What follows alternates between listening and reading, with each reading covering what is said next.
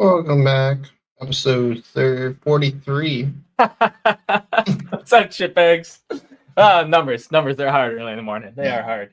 They are. Welcome back, everybody. It's one of our favorite episodes every year. It's great to have this come full circle. Thank you to everybody, as we always say, that helped bring it together. But Jeremy Sanders, our guest, Crew First Culture, Toxic Suppression, Taylor's Tins, Jobtown Graphics. Thank you guys so much. If you didn't see, we have it posted out. We got a sale on all of our merch that's going on. So thank you guys that have jumped on that. It's been pretty cool. All of that, I believe, is from Jobtown. So I think we still have a couple cards from Taylor's Tins, but just some awesome work and some awesome stuff. Go ahead and get some if you want. We got those tumblers. I really love those tumblers. So yeah, they're good for mixed drinks. Mm-hmm. Yeah, coffee at the station, mixed drinks at home. Or I mean, if you want, you swap it, one drink. Yeah. I don't know what you. No one's judging. But yeah, jump on that. Thank you guys so much for listening, for watching, and just supporting the channel. It's been a great, awesome 2 years. It's crazy. It's crazy that's come in, and now we're full circle again. So this is third time that we've had Jeremy back on the podcast. We had him start off this whole thing, and we like to bring him in when we are trialing some new generic questions. So we got a brand new layout of questions, except for that one. We like that one still. Yeah. And yeah, without further ado, we'll stop yapping and bring in Jeremy. Let's get him in here. What's going on, Jeremy? guys? Good. How's it going? That's good. Glad to be on again, and looking forward to being a guinea pig and seeing where we go today. Yeah, absolutely. Yeah. Hopefully these questions don't flop. If they that's the whole point of it. We'll figure out, try all, see how they do, and move on. But thank you so much for coming back on. I mean, I know we say it every episode. We thank everybody, but you especially. I mean, you kicked this thing off. It's 2 years now. We've been going crazy, strong, isn't it? We couldn't be here. Couldn't be here without you. So a huge thank you to starting this off with us. You bet. Sure. Yeah, that is it's not a thanks to me. It's a thanks to everybody that has helped me too. So it's just a line, a progression, and I'm sure that if you haven't already, you'll eventually come across people that are looking for some help and guidance, and just keep it moving along. Absolutely, man. Well, I mean, we'll kick right into everything. If you want to do a quick introduction about yourself, tell everybody a little bit about you. We'll get into the questions. Yeah. So Jeremy Sanders, obviously, like he said, I am, I guess 23 years will be in July at Edmond Fire Department in Central Oklahoma. Sometimes I don't say that. Sometimes I do. I don't know, whatever. But I currently serve as a driver and enjoying driving fire trucks again. Yeah. Been a little bit of a break and ups and downs, and I'm sure we'll get into more of that, as we've already talked about in the past too. But got 8 kids, 1 grandson, and live on a small farm up by Tulsa. We got out of the animal business for a few years, and now my wife has drug us right back down into the middle of it again. And so we got ducks and chickens running all over the place now. So busy, always something to do. Absolutely. That's awesome. Yeah. Well, our first question that we have for you, you recently had an article in Firefighter Nation. And so in that article, you talk about controlling what you can and focusing on your small circle. What do you think is the best way to, or why do you think that is the best way to inspire change in your crew and department? The basic, the quickest answer to that is it's the only way. And obviously I'll go into it more than that, but that's kind of the gist of the article. And that article came from learned experience of my own and frustration from trying to go beyond that, trying to make a bigger difference, trying to have a bigger impact, trying to reach more people. And that's great. And I'm not saying anything against, having that drive to look bigger and think bigger, but you just have to be prepared that once you get outside of your little circle, your circle of influence, whatever that looks like, if it's 1 person or 5 people or whatever, you start playing in other people's sandboxes, and sometimes other people don't like you playing in their sandboxes, and you become a target. And so the article basically just kind of talks about the lesson I learned of when I got those thoughts of thinking bigger and wanting to do more and kind of getting beat down a little bit. I had to learn to, when it was too much, bring it back in and really focus in on, at that time, focus in on my crew that, I was the station officer of. And I had the power to make a difference in that circle because of that position. And you don't have to have formal leadership power to do that. Your circle of influence as an informal leader may just be a younger firefighter or two. That might be your circle, but that's better than nothing. And that is what you have control of. And if you are an informal leader that is trying to even affect his own crew or their own crew and can't even get that done, well, bring it back to what you can. And surely, hopefully, you have at least one person that's willing to kind of come along the journey with you. And like I said, it's not about staying small. It's about continuing that journey to growth and to being more and making more of a difference. But we just have to be comfortable with when we do start to take on too much, when we do start to get beat down more than we are able to handle, then that's where we got to go. We got to bring it back. We got to focus on that. And we also can't lose focus on that small circle when we are thinking bigger. It's just that balance, you want to do as much as you can, but at the same time, we can't let that affect the people that are closest to us and that depend on us. And so there's a lot to it, but I mean, that and, several other things I've written and some of the classes that I teach, basically anything that I talk about is, I mean, it's all rooted in experience and highly, for the most part, highly attached to emotion and just trials and challenges in my life. So I'm glad that Stephanie White and Firefighter Nation gave me an opportunity to put some of that out. And honestly, I've got several more that are kind of waiting to be scheduled to come out, and looking forward to being able to share more of my writing. I've not had that much really put out there yet. And so hopefully these next few months are going to be pretty big with that and sharing my message that way. Yeah, I'll have to read them. Yeah, go check them out. What was the name of the article? I just looked up your name when I was looking for it. The last one? Yeah. It's High Hopes and Small Circles, I believe. So that's on Firefighter Nation. Yeah, go check that out. It's a good read, quick read. I think it was only 7 minutes, so that's what it said. And I mean, Brennan, it might be 17. That's all relevant. Yeah. Thanks a lot. Right. We'll get through it though. Yep. Absolutely. Yeah, it was great quick read. Next thing we have for you is, what is the right way to go about building an elite crew? So we talked about expanding that culture in your department, but just in your crew, what do you think is the best way? The right way to do it, man. I guess, man, there's so much to that. I think it starts with your mindset.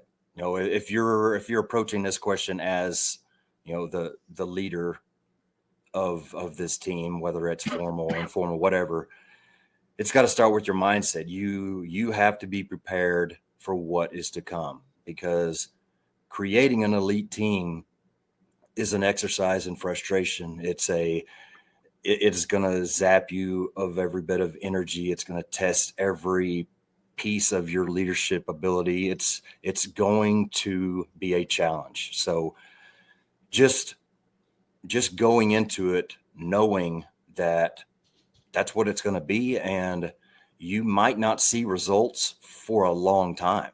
I mean, literally, to truly think back to my journey at that station and that crew, I mean, yeah, we saw small steps here and there, but it was probably 3 years, maybe ish, that it took us to really see the true impact of all that work we put into it. That's a long time. And, you know, for a lot of us, we're not patient enough to wait that long. It's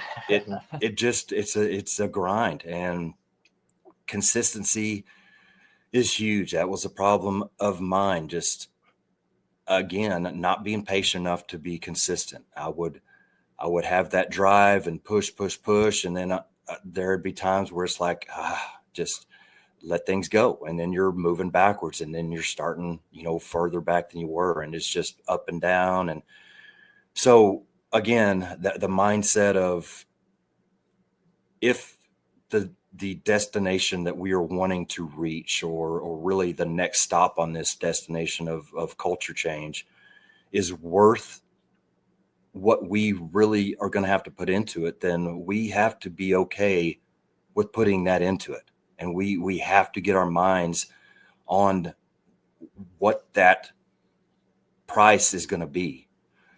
And that price is going to be every bit of your energy sometimes, every bit of your patience sometimes, every bit of your ability to just handle personal situations. I mean, it like I said, it tests you in every way you can. But I think that is definitely one of the first steps. And right along with that, as the leader, once we have a vision of where we want to go, or where you want to take the team, you have to be willing to be that person.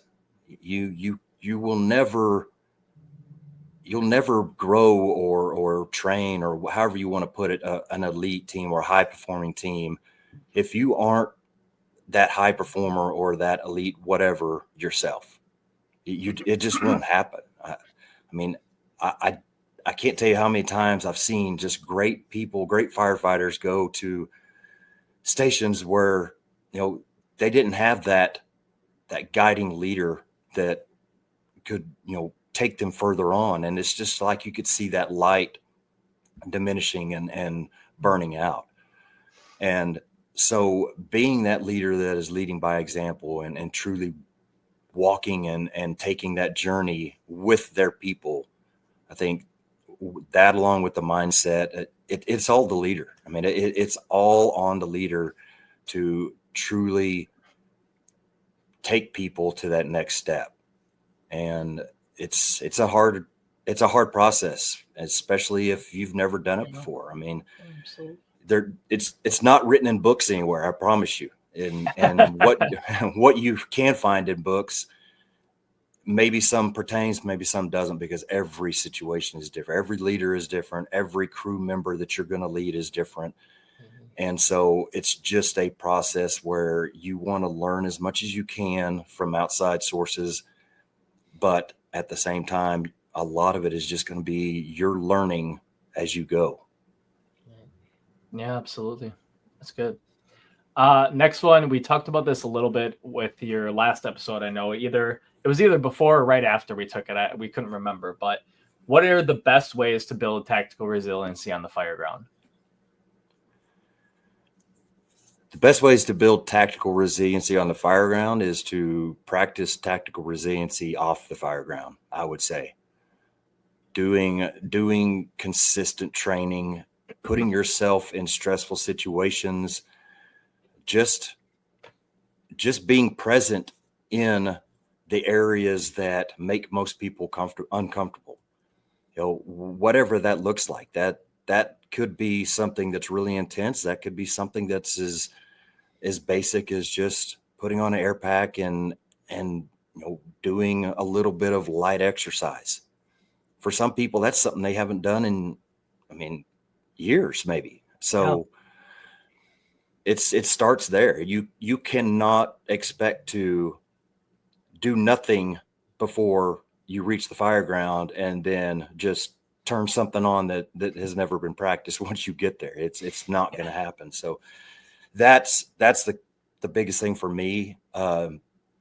to really maybe even make that foundation even more solid is to reach out and get as much information as you can on it, learn as much as you can on it, find these people that like Rick George, that's, I mean, they're the industry leaders, if you want to use that term, in resiliency. And it is truly amazing the knowledge base that these people are, that they have. And so you can't get anywhere where you don't have any information of how to get there. And so even as willing as you want to be, you got to really have a good, firm knowledge and how to get better in those things before you can. So finding the knowledge and putting it into practice before it's needed, that's where it needs to be. Like Rick George says, we're preparing our minds for where our body will go.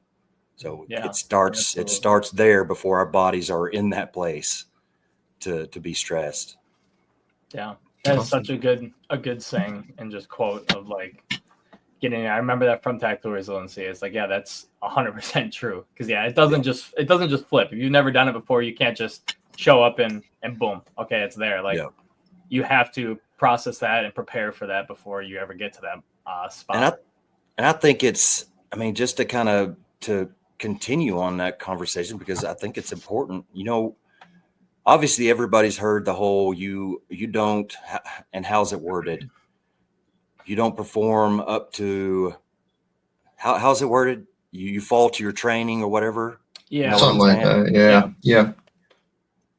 I think it's even more important when we're talking about these soft skills or the software, that it's not techniques or it's not, physical things that sometimes our bodies, if you're strong enough, you can overcome a lot of those things just because of that. Well, that's out the window with soft stuff. If you don't have the skills to overcome stressful mental situations, that stuff isn't going to just manifest itself. Those are things that have to be built in before they're needed, because our bodies aren't going to overcome those for us. And so I think that's a really important thing to kind of add on to that. I think you have to train it like every other muscle in your body as your brain. Yeah, absolutely. Oh yeah. Yeah. So it takes work to get your, resiliency. Yeah. And it's, I kind of, we're all approaching it from a training perspective, but really if you want to truly look at building resiliency, we're all building resiliency constantly. We are all facing challenges on a daily basis. And so it doesn't, break out of that kind of box of thinking that resiliency is something that, and I'm just as bad because I'm the one that basically said this stuff, is it doesn't require an air pack or training props or equipment. Resiliency could be how I am handling my kid throwing a fit today, or how I'm dealing with this coworker at work, or how I'm handling this situation that has been going on at work that is really making me not want to be there anymore. I'm having to, work through that. An infinite situations that we all face. If we are just going through those things without really being mindful of them, we're not gaining much out of it, except we're just trying to survive. Yeah. The key is to be mindful when we are doing these things and learning through the process, learning through how our bodies are handling in it and our reactions and what we can do to really grow and learn from these things. And that, I think that's an even more important piece of this resiliency, because like I said, we all have opportunities every day to learn and grow in resilience just through the life that we're living. Absolutely. Yeah. We can't talk about it enough. The course with Rick George and everything. Like, you guys just ran another one in MAFC. Was that last week? 2 weeks ago? A couple weeks ago. I mean, if you get the opportunity, take it. it will push you to where you didn't think you could go, and it will get you in that mindset and at least give you that kind of, I guess, grace of, or like, this is what it's like. This is the tools to start doing this and reliving that in your everyday life. Like it was a fantastic training. I know we talked about a lot. We had Dave on here too. And it's just, it was a great one. It's hard to explain. It's impossible to really tell you how important it is. And that was the coolest part about it. Going into it, you really had no clue what you truly were expecting, other than you were going to be there for 24 hours. And it was one of the greatest experiences of definitely my professional life. So yeah, that was awesome. Our last question we've got for you. You've been on quite a journey the last 2 years. What are the best lessons that you've taken from your experiences through that? Oh man. So you kind of brought this up before we started recording, and I told you there's a lot to that, and to sit here and think about all of the lessons, it is truly crazy. I think some of the biggest ones, I don't know that I could just say one, but some of the biggest ones are just being present and living the life that you are living right now. You know, it is so easy for us to get caught up in what's unfair, what's not right, what hurts, what, this, what that, all the things that when we allow ourselves to become victims, we love to say. And when it affects you, and when it affects you and your family even more, it's hard to avoid that. It's hard to not fall into that darkness of why me? Why would somebody do this? These people are this or that. It's so easy to fall into, because it depending on the situation, it deeply impacts you at every level. And to just understand and just have the faith in, okay, this is where I'm at. There is a reason I'm here. I know that it might be a while I'm here, but it won't be forever. So how am I going to use this situation to get the most out of it? What have I got to learn while I'm here? Who are some new people that have been brought into my life because of this situation that I need to reach out and connect with? And just, those questions and those thoughts are really what have kept me going. That it's those questions, the who and the what to learn, that have really helped me to stay out of that victim trap, because that's not a one-time thing. It's like, oh, yesterday, I really struggled with thinking I was a victim, but I got over that and we're good now. No, I mean, I'm almost a year and a half into the worst, hardest thing that I've been through in my career.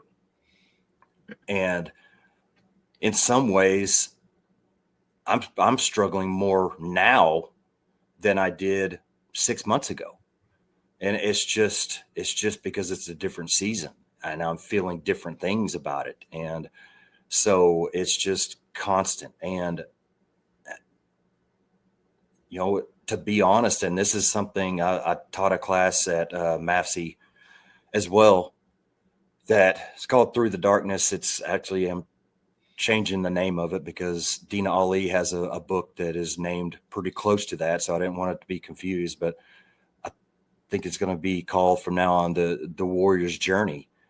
But it's just talking about the troubles and the challenges and the seasons we go through, and how we progress through them and how we come out even better than we went in. And, that's just what I got to keep focusing on is that. But at the same time, when you are somebody that is not only gone through something really, really difficult, but you're still in the environment that was in, and Mm-hmm. now you just have to keep. It's like you have a wound, and not even a physical wound. This is even worse. This is a wound that you can't even see, a Mm-hmm. wound on your spirit, and it starts to heal up. And every time you go to work, somebody rips that freaking Band-Aid off, and the scab is gone, and you're starting over every single day. And so that's kind of where I've been mentally, is just trying to wrap my head around still what I need to be doing right now, because I know who I want to be, even if that's an informal leader. I know who I want to be as that informal leader. But there's days where it's like, if I keep pushing to be that informal leader, it's going to kill me mentally, because Mm-hmm. it is such a beat down to put work into something, and then, get kind of pushed back, or the realization that nothing is going to change. And so it's almost like a vortex inside me that is saying, you have to step back, you have to pull yourself back and check out for a little while. And then at the same time, the real me is saying, no, I'm not going to be that person. I'm going to keep pushing forward. And it's like, man, I don't have the energy. It's like, literally, I feel like a dang psychopath sometimes, and with these voices in my head. But it's truly, it is a challenge every day. But even though it is a challenge every day, I know my time with the fire service is short, whether that's 2 years, whether, if things change and get better, and I spend more time there, that's great. But still, in the long run, it's short. Yeah. What is truly exciting me, and what is truly pushing me forward at the deepest level, is I know this situation that others have kind of put on me is going to help so many people, and so many people. And, like I said, I've already kind of turned it into a class, and one of the articles I've mentioned is going to be about that too. But I'm putting things out there right now that I'm feeling, but I don't even know what it's going to look like in the future, because I'm still in it. Yeah. And so that's the thing is, I talked about pushing through when you're building a team. And I haven't really even thought about this till literally right now as I'm saying it. But as I have been through this last 16 months or so, I feel like basically what I have done is I have taken those lessons that I learned through, obviously, the resiliency stuff, but the lessons I learned working on creating culture change and building a team as an officer, and I've almost turned that internally and had to use all of that stuff on myself to just keep going and rebuild the person I am and have always been. But man, when things happen that, rip your world apart and take things away from you that are so important, you start to question who you are and what you're doing. And it's there's no getting away from that. That is life. That is human beings. And honestly, I'm pretty excited just about that new thought that just came to me, is because I think there's a lot there that I'm going to have to dig into. Yeah. But thinking about it in that same aspect, that I, at that lowest point when it first happened, it was just like me coming into a situation as a leader with a really low performing, lazy crew. And I have had to work with myself to get out of that. And like I said, it's been really interesting, because I got really good at it for a while. I was excited to drive fire trucks again. I was was looking forward to that informal leadership role with maybe a little less responsibility, but still having a lot of influence, and especially on people that I have, no previous history with. So it was just a whole new group, and I was in a good place. And probably, 6-7 months into that, I felt really good and felt like things were in control. And then for some reason, the last 6 months or so has been, an absolute nosedive. And I think a lot of that is that I am starting to miss all of that a lot more maybe, but it's just the circles and the cycles and the roller coaster ride of the ups and downs. And I'm sure there's more to that. I am hurting more right now than I was 8 months ago for a reason. I just have to figure out what that is and start focusing on that. And, when one thing gets better, something else starts to ache a little bit. So you got to focus on that. And it's just like anything else. But I know that was a ridiculously long answer that probably didn't even answer it, but that's the biggest thing. Yeah, That it's just resilience. It's the ability to take what comes to you, deal with it, and come out better on the other side. And that's what I am trying to, not like I have accomplished that, but that is the lesson that I am continually learning is I can, and I know that. And it's just up to me and my everything about me to get there. So that's where I'm at. Absolutely. Awesome. Yeah, just keep moving forward and get better every day. That's right. That's what you can do. Cool. Brendan's got the start of these generic questions now for you. So our first one hasn't changed. We keep bringing this one back because we like where it goes. So this will, I think, be your third time. This might be your third time answering it. We'll have to see. But so, why are we here? Is the first one. Why are we here, or why am I here? That's how do I answer that? Come on, you know you don't get anything more. That's all the question is. Wherever you take it. That's the rabbit hole. I can't answer why we are here anymore. I don't feel like, because I feel like all I can answer is on me and for myself. And so answering that from the perspective of why I am here is, and I honestly, I have no idea if you've asked me this, I might have said the exact same thing, but why I'm here is that I am here to use everything about me, my story, my challenges, my wins, my losses, my good times, bad times, everything, to help others. That's it. Just trying to find the pieces of my life that may build in to somebody else's life when they're going through something, or when they have something missing and need some encouragement or some help. That's one of the biggest things. Another reason I'm here is to add value to my life, because I can't continue to help others if I'm not building myself up higher and higher.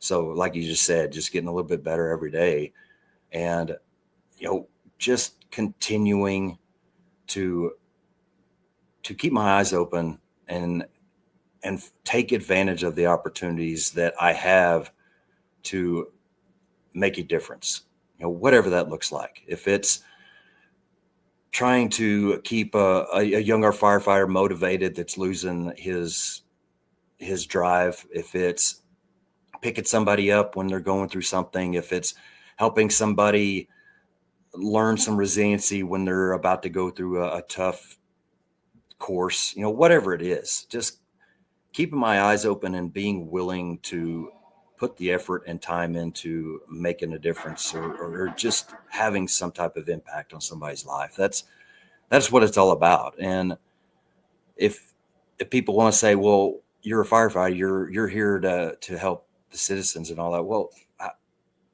that's exactly what I'm saying. I'm not saying that, no, I don't care about the citizens.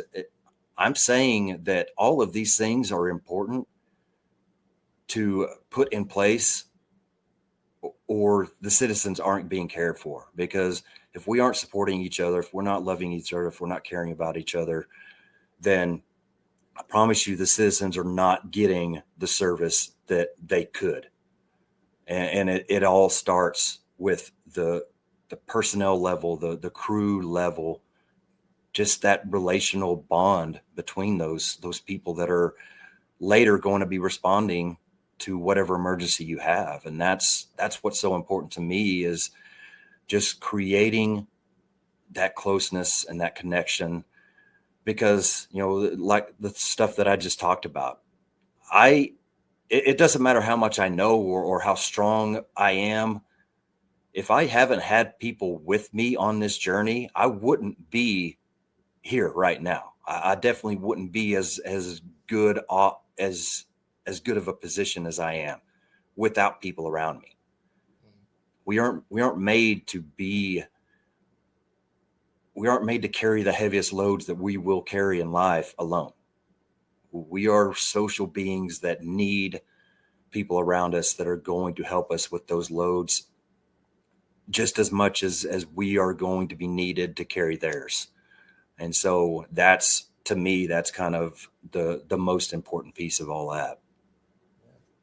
Like you said, we need a strong to fix ourselves before we can give 100%, 110% to our citizens. We got to focus on ourselves first, so we can give the best service to our civilians. And before you go on, I want to say something else that's really important about that. Yeah. Since you kind of brought that point up, there's a lot of us that, man, we're empathetic people. We're connectors. We truly care about people, almost to a fault. We take on other people's burdens so much that it starts to become dangerous for us, because we just want to be that so much.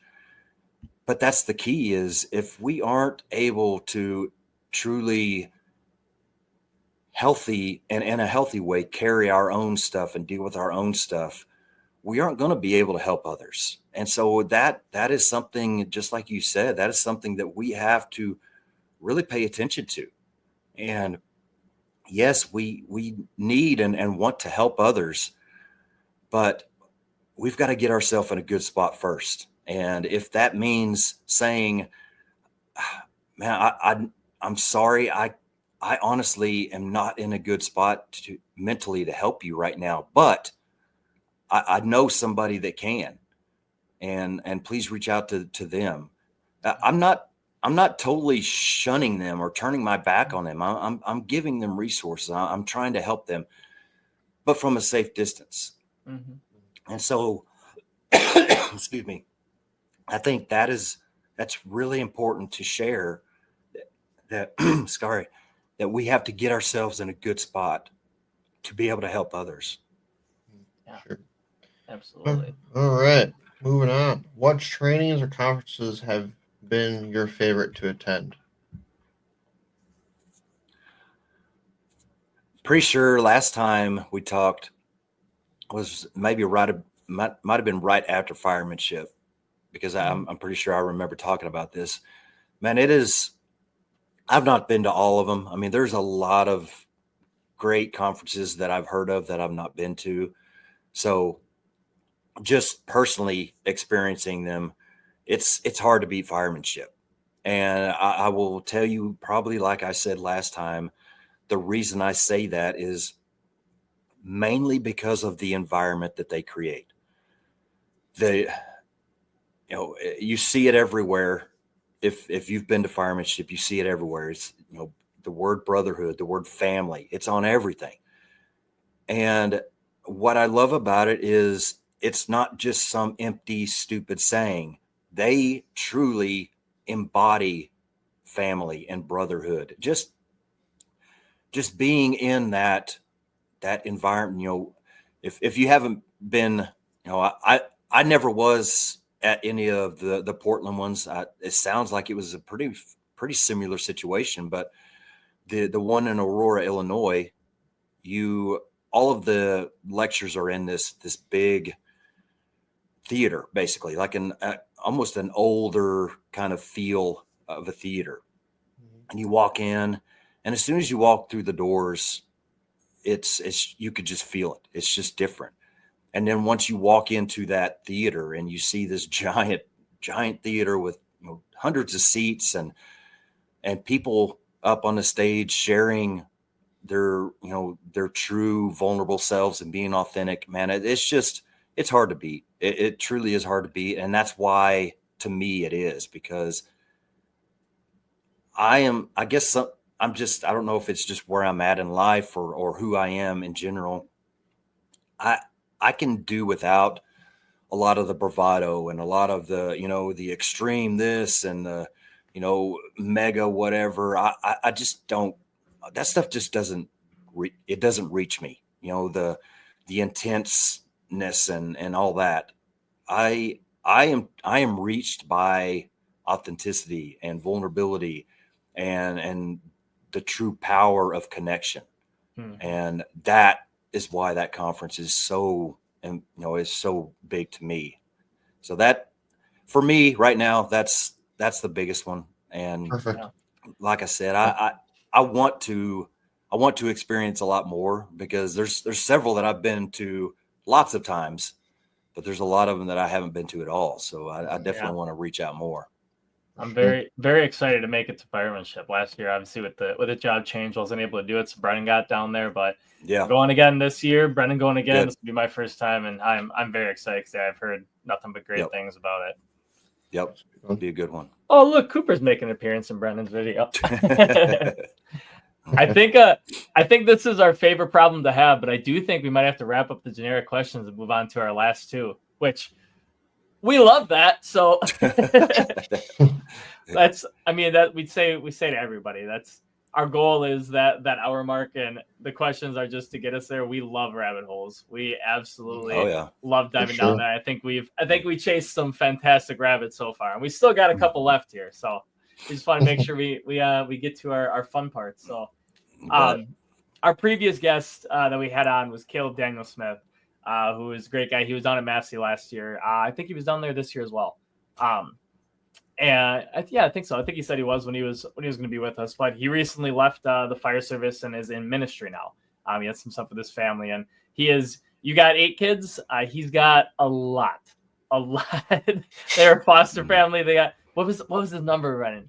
13. All right. Something around there. Like it's double digits. It's double digits. Huge family.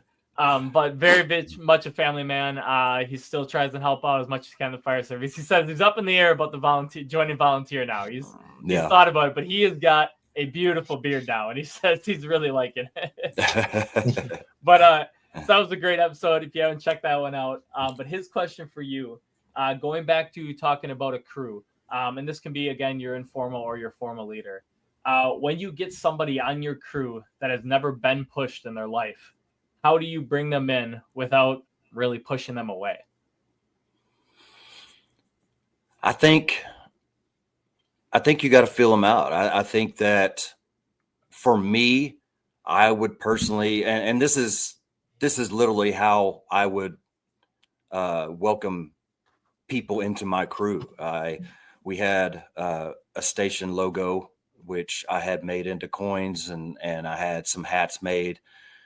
And literally the first day that I would get a new crew member, I would give them a hat, maybe a beanie, and a coin. And I would tell them, welcome to the crew. We're excited to have you. And I would really introduce them to the culture that not only exists, but the culture that we are continually striving for, almost inviting him into my vision.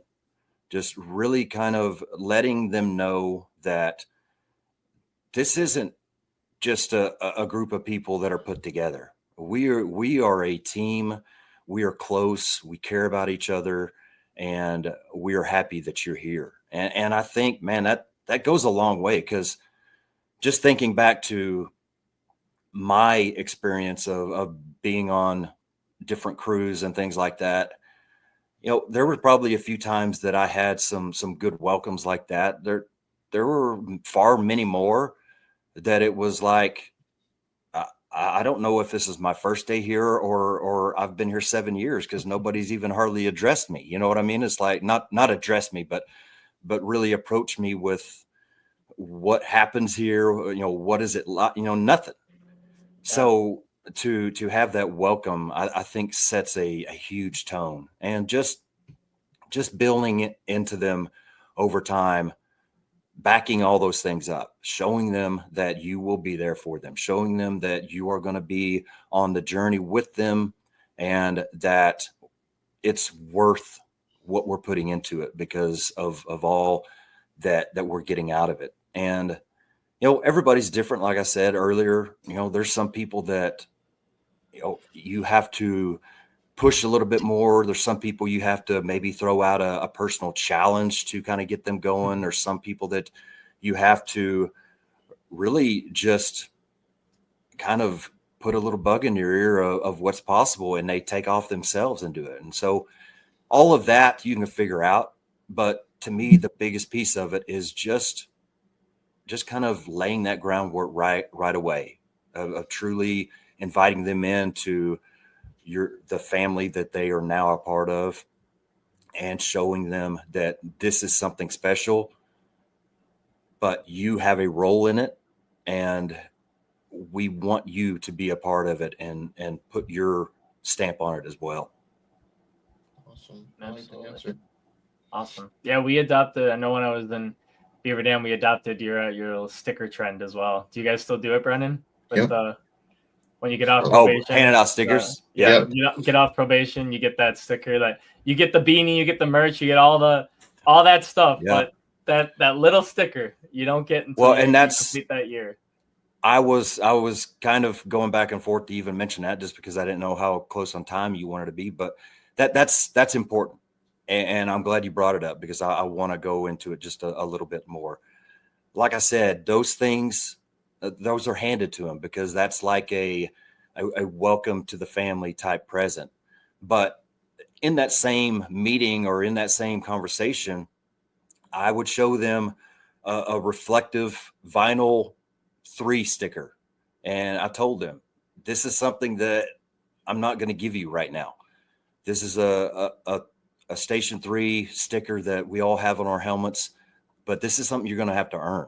And by earn, I mean showing us that you want to be a part of this, showing us that you are going to put your effort and your time that we are all putting into you and everybody else to want to become part of this something special.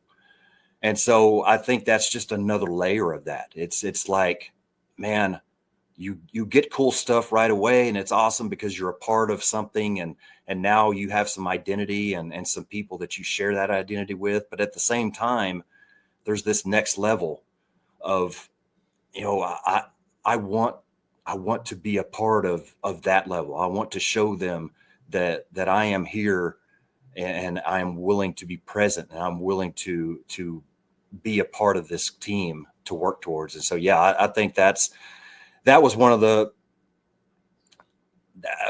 more fun things that I was a part of, is just kind of that conversation with new people and seeing that process of them working towards that, become a part of the team. Awesome. Yeah, it was cool. It was really cool to see and to introduce, especially when we created that logo, because down there at the time we had a lot of new people, and so getting to see probably 2 or 3 before I left that came off probation and got to get that sticker was pretty cool to go in, just to even see on them, because they had the shirts, they had the station shirts, all the stuff that we bought, but they didn't have that sticker on their helmet, and that was pretty cool. Yep. Well, yeah, that's the question from our previous guest. So now it's on you. Now our next guest is Kenny Hayes, who will be returning for his 2nd episode. You're still in the lead with 3. Nobody's always come to 3. But Kenny was on with our on this one of our podcast episodes very early as well too, and he was a great guy from Boston. Does a lot of teaching. Now helps run their academy down there. So over there. So he's an awesome dude. So whatever question you've got for him, I will be sharing to him later. All right. You want me to say it right now, or you want me to give it to you later? Yeah, what you got? So you said he's over training division or academies, basically? Yeah, I think that was quite recently that he took over helping their academy. He's either the head of it or one of their leads. I would say, and these are, sometimes this is kind of a loaded question because different states are different, but I would ask him, what are some of the biggest challenges that he faces as far as the checklists that have to be checked, but still making sure that he works in the important lessons and the true essence of the job of being a fireman, trying to find that balance and how to make it work, to properly train people so that when they come out, they're able to have the certificates that they have to have, but you have also really prepared them for the job. So I'd be interested to hear that. Yeah, his official title is Drill Master of the Boston Fire Training Academy. Dang, that sounds pretty sounds fancy. Sounds pretty serious. Yeah. Sounds fancy. No, Kenny's an awesome dude, and I'm sure he's got a great insight on that. So really excited to have him on for that. But I mean, thank you so much for coming on. That was the third episode, still as insightful as always. That was the greatest part. I mean, we still will continue to do it. Thank you a ton for starting us off and getting us here. And it's been an honor to bring you back on each time and be able to have these conversations. Yeah, you guys are doing great, man. I'm proud of where you're going and where you're already at, and I don't feel like it's necessary. I've told you guys several times to keep me in that conversation because you had a little bit of help to get started, but where you're at is because of who you are and what you've put into it. And so I'm appreciative to be a part of that journey for sure. But you guys have done some really cool stuff, and it goes quick, but 2 years, it's good. Keep pushing, man. Yes. Thank you so much for coming on. Thank you guys for listening. Episode 43, almost even to 50. We got 2 years, 50. We're looking at a bunch of milestones coming up. It's been pretty crazy. So thank you guys for listening. And as always, don't be a shitbag.